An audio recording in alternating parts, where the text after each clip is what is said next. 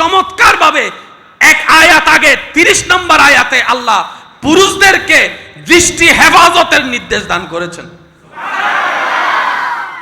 মা বোনদেরকে পর্দা করার কথাও বলেছেন, কিন্তু এর আগে আল্লাহ পাক পুরুষ জাতিকে বলতেছে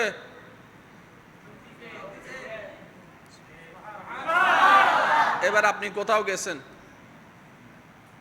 চোখ গেছে প্রথমবার, কোনো গুনাহ, এরপর আপনি চোখটাকে নামাই ফেলছেন, মনে বলে যে দেখ না দেখ না দেখ না। এবার আপনি বললেন আমার আল্লাহ নারাজ হবে, আমি চোখ দিয়ে দেখব না, আমি এই চোখকে আল্লাহর হুকুম পালন করার জন্য দুনিয়ার বেগানাকে এই কারণেই দেখব না যাতে এই চোখ দিয়ে জান্নাতে আমি আল্লাহর নিয়ামতের হুর দেখতে পারি।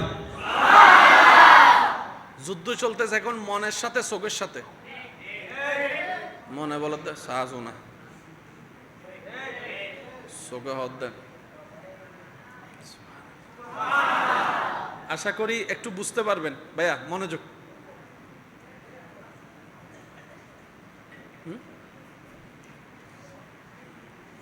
মনে বলে দেখ, চোখে বলে যুদ্ধ চলতেছে মন এবং চোখ। মন কাজ করতেছে শয়তানের পক্ষে, চোখ কাজ করতেছে আল্লাহর পক্ষে। এই যে যুদ্ধ, যেটা এই যুদ্ধকে বলা হয় জিহাদে আকবর।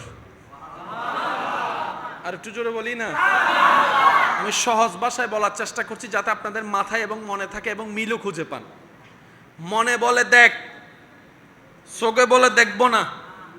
মনে বলে যে একটুখানি দেখলে কি হয়, শব্দটা হয়তো পরিচিত আছে মনে হয়। এক কানাগরি চাইলে কি, এক কানাগরি চাষো না। তখন বিবেক বলে বড় বড় খাল ও নদীও সৃষ্টি হয় এক ফোঁটা ছিদ্র থেকে। যাদের ডায়াবেটিস আছে তারা জানে ফুট ছিল একটা কাঁটা মাত্র, কাঁটার মাথার কত বড় হবে, একটুখানি। এই একটুখানি গাও থেকে পুরা ফা ফেলে দেওয়া লাগছে। যে কোনো শুরু হয় একটু থেকে, বলে না, যে কোনো শুরু হয়।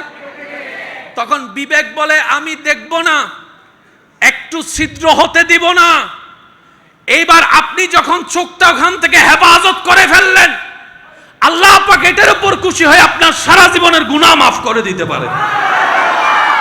এবার আপনার না তাকানোর কারণে কি হলো, অন্তত আপনার দ্বারা ওই মেয়ের সাথে প্রেমের সম্পর্ক, হারাম সম্পর্ক হওয়ার কোনো সুযোগও হয় নাই, ওই রকম অনৈতিক কাজ হওয়ার সুযোগও হয় নাই, সমাজও আপনার কারণে নষ্ট হলো না। এটাই হচ্ছে ইসলামের চাওয়া।